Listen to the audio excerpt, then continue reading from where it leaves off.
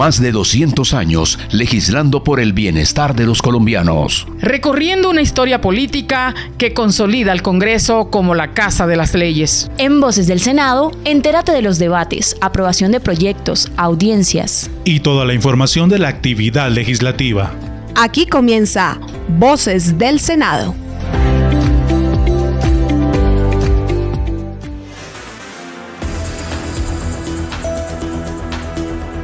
Señoras y señores, bienvenidos a Voces del Senado para hoy sábado 25 de enero de 2025. Un saludo para todos quienes nos escuchan a través de las 68 frecuencias de Radio Nacional de Colombia.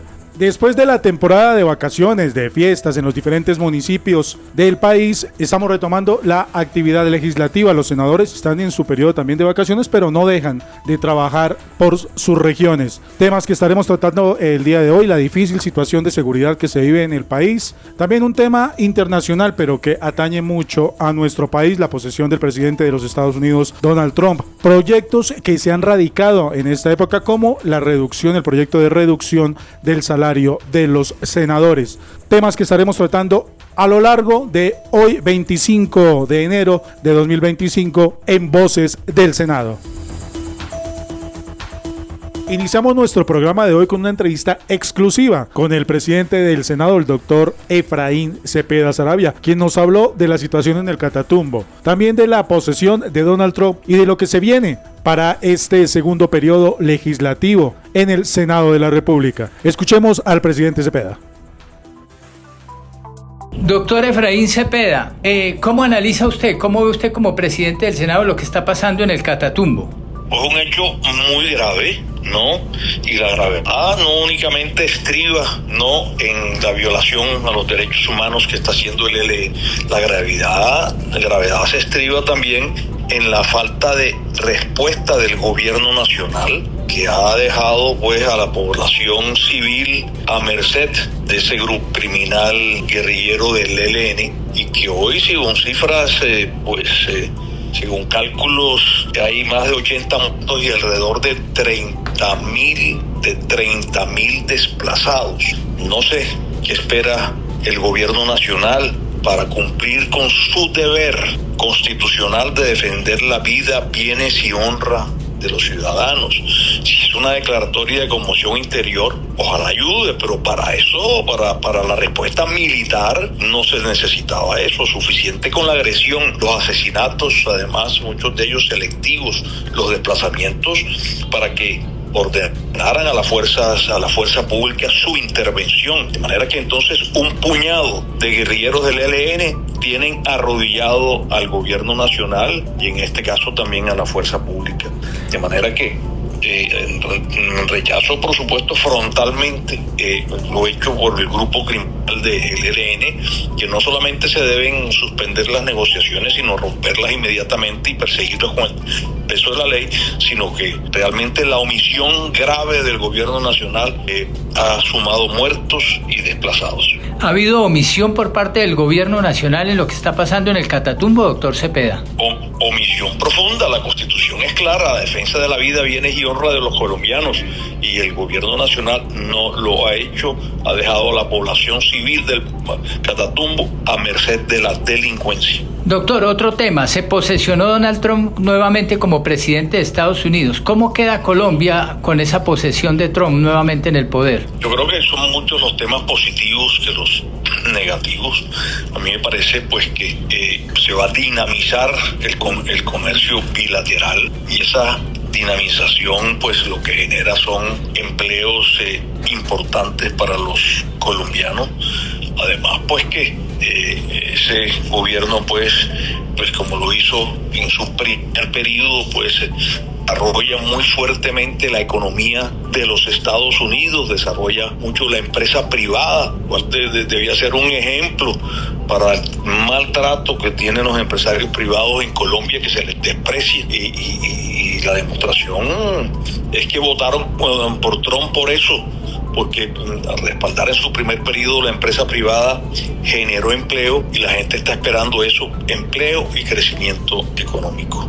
La gente de los Estados Unidos Y eso, por supuesto, se revierte a Colombia porque ese es nuestro principal socio comercial. Senador Cepeda, ¿quiere decir que con esto se fortalecerían o se podría fortalecer la economía nacional con la llegada de Donald Trump?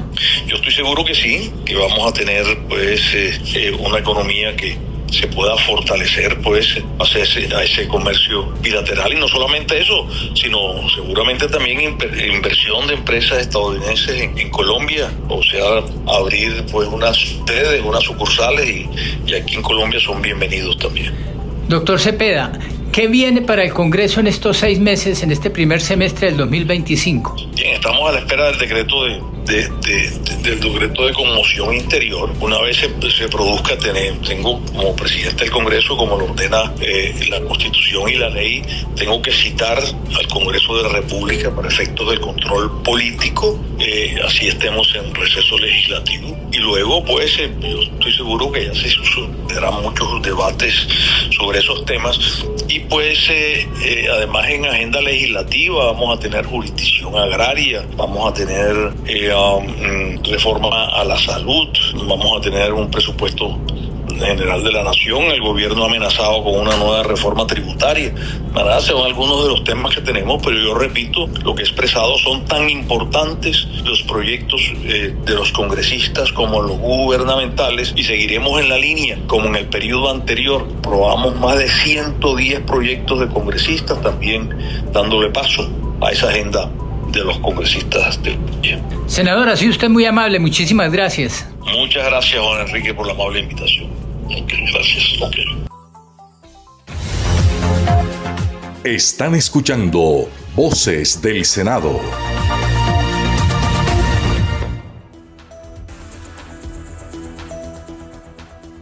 La crisis de seguridad que se vive en el Catatumbo, esto en el departamento de Norte de Santander, ha llamado la atención de varios senadores de la República.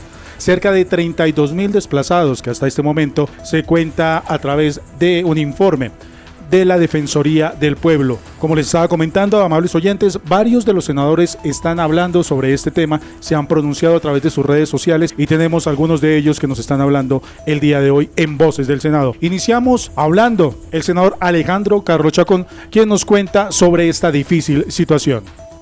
Con conmoción o sin conmoción, lo que hay que mandar es la fuerza pública, porque es que a punta de decretos no se mejora el orden público, se mejora precisamente es con la fuerza del Estado. Hay que demostrarle a los ilegales que el Estado está presente y que el Estado los va a confrontar y los va a enfrentar. Eso es lo que hay que hacer, pero sin fuerza eso no se puede, sin fuerza pública no se puede. Otra de las voces de los senadores que nos está acompañando el día de hoy es la senadora Clara López, quien también estuvo en una conversación con uno de nuestros periodistas, y esto fue lo que le contó. Senadora Clara López, muy amable por estar aquí en Voces del Senado. Senadora, ¿cómo ve usted la situación, lo que está ocurriendo en el Catatumbo en este momento? Bueno, es una situación supremamente grave porque ya van desplazadas más de 30.000 personas, que es el equivalente al 15 o de pronto hasta el 20% de la población de Norte de Santander. Es una emergencia humanitaria de enormes proporciones, con una confrontación entre grupos armados ilegales que en mi concepto no era previsible. ¿Quién iba a pensar que dos grupos que estaban sentados, o por lo menos en negociaciones con el gobierno, así estuviesen suspendidas, fueran a enfrentarse entre sí, poniendo a la población civil de escudo y a los líderes sociales de objetivo militar? Es verdaderamente dramático lo que está sucediendo, y saludo que el Ejército de Colombia esté haciendo una acción preventiva, sacando a líderes y personas que quedaron en la mitad de ese conflicto fuera del territorio, en salvaguarda de sus vidas, muchos de ellos que están siendo perseguidos de una manera infame. Entonces, al respaldo de nuestra fuerza pública y un clamor a que ojalá se oiga la voz de las mujeres, que reclamen también los cuerpos de los muertos. Es importantísimo que las víctimas puedan encontrar ese cierre. Senadora Clara López, muy amable, muchas gracias por estar en Voces del Senado. Muchísimas gracias, un saludo. Están escuchando Voces del Senado. El senador caldense Guido Echeverry también estuvo hablando sobre la difícil situación que se está viviendo en este sector del país. El senador estuvo también hablando con uno de nuestros periodistas y estas fueron sus impresiones. Bueno, como se ha repetido tantas veces, la crisis del Catatumbo es la crónica de una muerte anunciada. Hace muchos días se venían dando alertas tempranas sobre la situación en una región de Colombia que ha sido conflictiva por tantos años y que exige tanta presencia del Estado. Desde la Defensoría se hicieron muchísimos llamados para que el gobierno atendiera los riesgos generados por un inicio de la profundización de la confrontación entre el ELN y grupos dirigentes de las FARC en esa zona fronteriza con Venezuela. De tal manera que lo que ello fue imprevisión de parte del gobierno para conjurar una crisis que sabía iba a ocurrir y que hoy en día significa un gran problema humanitario para Colombia y una enorme tragedia para los habitantes de la convulsionada región de Colombia. Y naturalmente, en términos de la paz total, esto significa un fracaso de ese proyecto del gobierno que a esta altura del tiempo no tiene logros significativos. Al contrario, la fragmentación de los grupos guerrilleros, la desorganización en materia del manejo de los diálogos de paz, la anarquía en los procesos que han venido adelantando tienen como consecuencia este tipo de situaciones, de tal manera que a esta altura del tiempo, a menos de 18 meses de la culminación del gobierno de Petro, no tenemos esperanzas mayores en que ese proceso de paz total vaya a tener alguna resolución concluyente, porque las cosas que están ocurriendo hoy en el Catatumbo nos hablan exactamente de lo contrario. Al aire. Voces del Senado.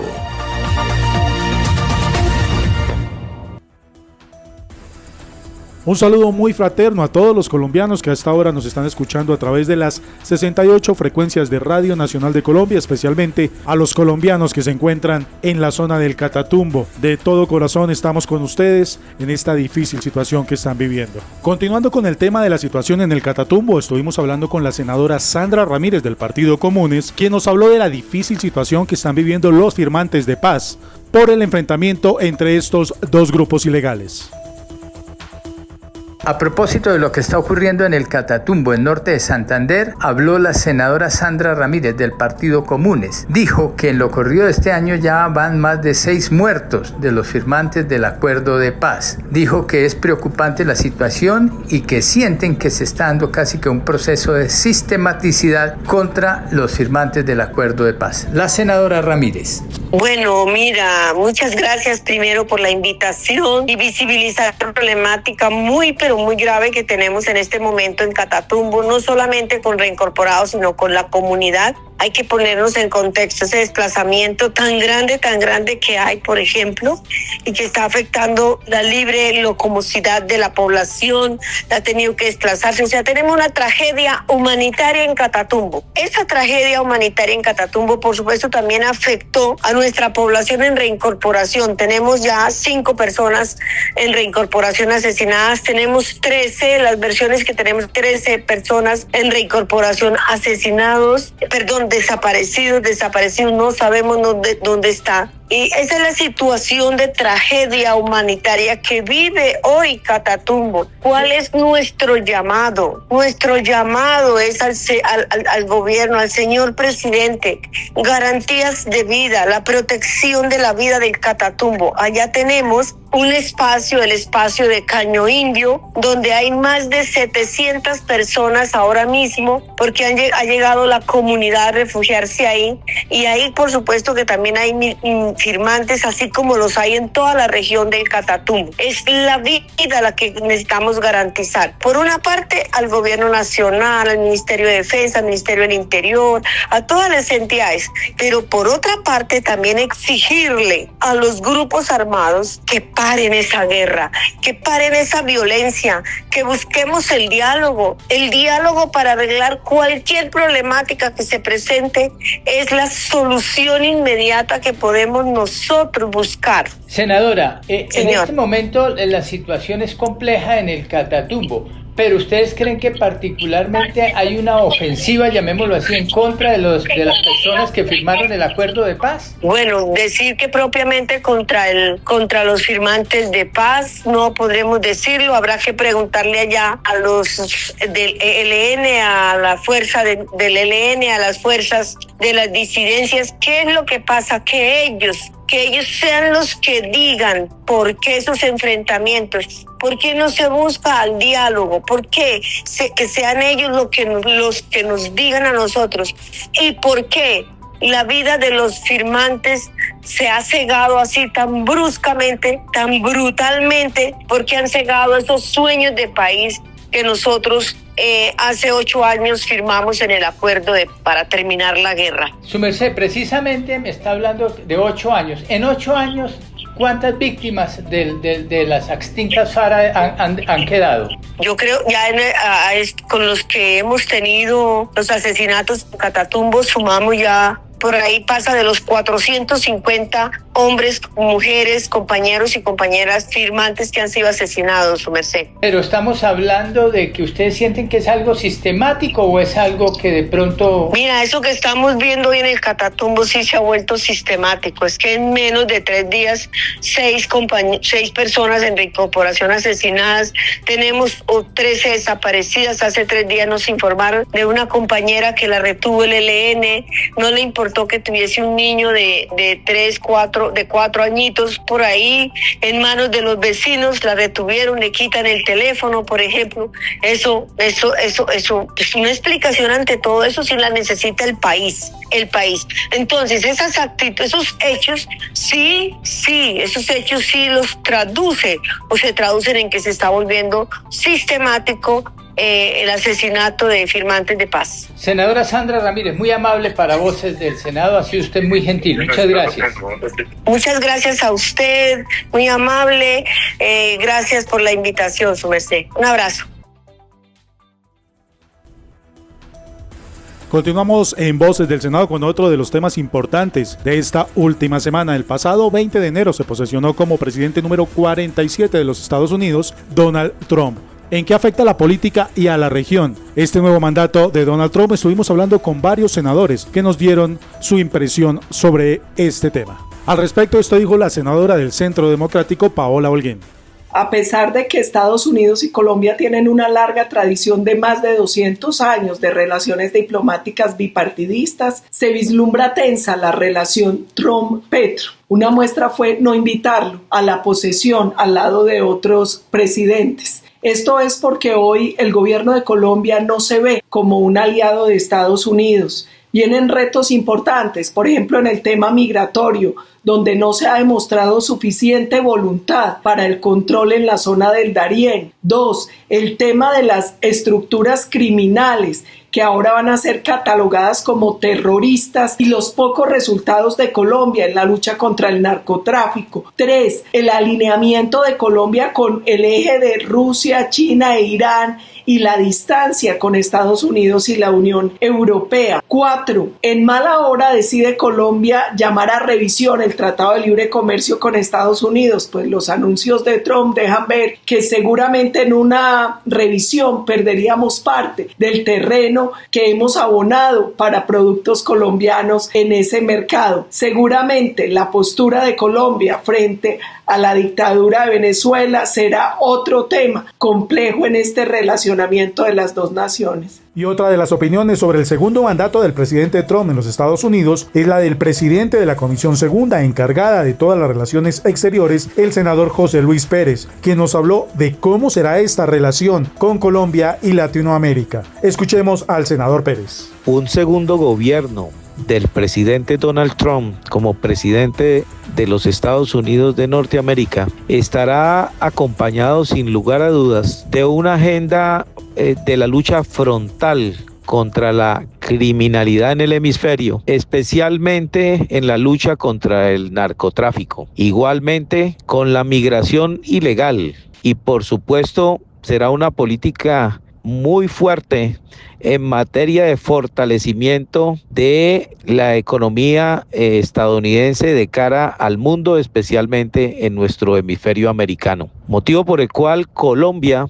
debe agendar un principio de precaución en las relaciones diplomáticas con los Estados Unidos para mantener la armonía de una relación que supera los 207 años entre Estados Unidos y Colombia. Mantener y ojalá crecer la cooperación internacional que hemos recibido permanentemente de los Estados Unidos y también mantener y ojalá crecer la balanza comercial que se desprende del último tratado de libre comercio entre Colombia y los Estados Unidos de América y avanzar en la posibilidad de hacer una especie de plan Colombia al fenómeno migratorio para que Colombia y Estados Unidos puedan de alguna manera controlar desde Colombia fenómenos migratorios que vienen desde Colombia o pasan por Colombia hacia Centroamérica y posteriormente hacia los Estados Unidos de América. Al aire, Voces del Senado.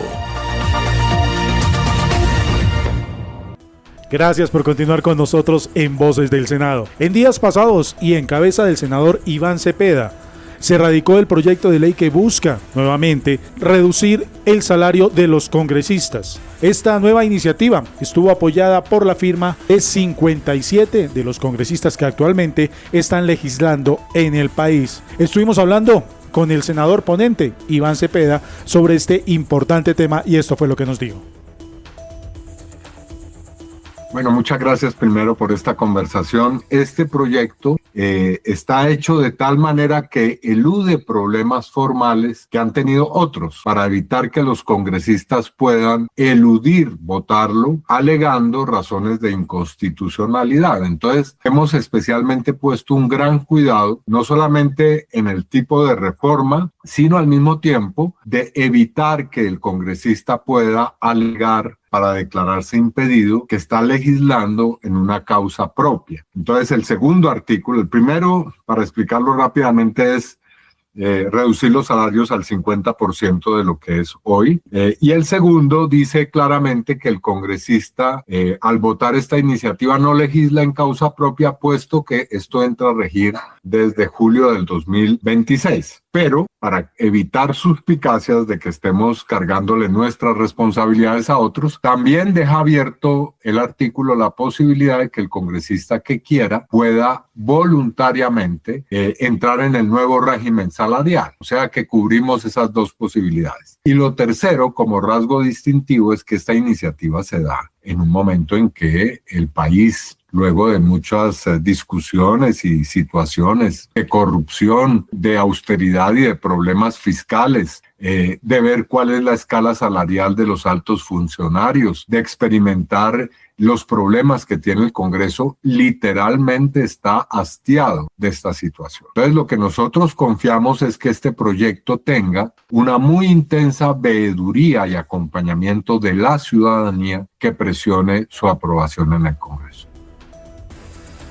Gracias por continuar con nosotros. En la nota musical vamos a hablar hoy sobre el Carnaval de Negros y Blancos, el festival reconocido como Patrimonio Cultural Inmaterial de la Humanidad por la UNESCO en el año 2019. Es una de las celebraciones más emblemáticas de Colombia. Cada año entre el 2 y el 7 de enero, el departamento de Nariño se convierte en el epicentro de una festividad que mezcla la tradición, la creatividad y una vibrante expresión de unidad cultural. Toda la información la tiene nuestro compañero Marlon Yepes. Cordial saludo para toda la comunidad que nos escucha nuevamente a través de la Radio Nacional de Colombia. Hoy, en la nota musical, Carnaval de Negros y Blancos, historia y aporte a la tradición cultural colombiana. El Carnaval de Negros y Blancos, celebrado en la ciudad de Pasto, Nariño, durante los primeros días de enero, es una de las festividades más emblemáticas y representativas de Colombia. Reconocido como Patrimonio Cultural Inmaterial de la Humanidad por la UNESCO, este carnaval es una celebración vibrante y multicolor que refleja la riqueza cultural, histórica y social de la región sur del país. En él se amalgaman las tradiciones indígenas, afrocolombianas, españolas y mestizas, creando una fusión única que convierte a Pasto en el epicentro de una fiesta que no solo es una expresión artística, sino también un símbolo de unidad y resistencia. El origen del Carnaval de Negros y Blancos se remonta a tiempos coloniales, pero tiene influencias mucho más antiguas en las comunidades indígenas y afrodescendientes. Durante la época de la colonia, las festividades paganas de los pueblos originarios de la región se fusionaron con las celebraciones cristianas, creando un espacio de sincretismo cultural. En este proceso, el carnaval comenzó a tomar forma como una celebración popular que permitía a los distintos grupos sociales, indígenas, afrodescendientes y mestizos, a expresarse libremente. El Día de los Negros, celebrado el 5 de enero, simboliza la liberación de los pueblos afrodescendientes, quienes a través de la pintura facial y los distintos negros celebran la identidad y la memoria histórica de su lucha y resistencia. Por otro lado, el Día de los Blancos, celebrado el 6 de enero, se centra en la celebración de la unidad entre todos los grupos étnicos, representada en la tradicional guerra de talcos blancos, un acto de alegría colectiva que desdibuja las barreras sociales. A lo largo de los siglos, el carnaval ha evolucionado, pero ha mantenido su esencia de inclusión y fiesta popular. Su expansión a nivel nacional e internacional ha consolidado a Pasto como un referente cultural, atrayendo a miles de turistas y convirtiéndose en un evento de gran importancia en el calendario festivo de Colombia. El Carnaval de Negros y Blancos de Pasto no solo es una fiesta que desborda alegría y color, sino que es un reflejo de la historia, la lucha y la identidad de un pueblo que ha sabido mantener vivas sus tradiciones mientras abraza la pluralidad y el mestizaje. Este carnaval es una de las joyas culturales de Colombia, un testimonio de la riqueza y la diversidad de su pueblo y una celebración de la unidad en la diferencia. Marlon Yepes, Voces del Senado. Al aire. Voces del Senado.